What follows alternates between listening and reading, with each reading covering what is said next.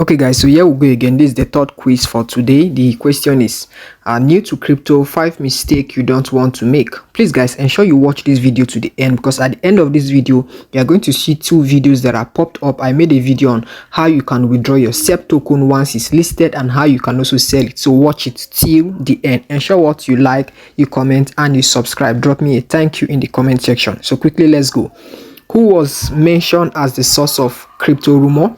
There's the answer, the first one, your friend's neighbor dog walker. And the next question is this: where was it suggested to keep part of your asset? Now this is it. On a reliable exchange. The last question is this: what were you advised not to do every 5 minutes? And check prices. So let's scroll through down so you can see the answers again. The first one, this is the first one. Okay, this is the second answer, and then this is the third. The next thing for us to do is to check and we'll see we got it correctly. Please guys, make sure what you subscribe and drop me a thank you in the comment section. Watch the two videos that are popped up now to know how to withdraw and how to sell your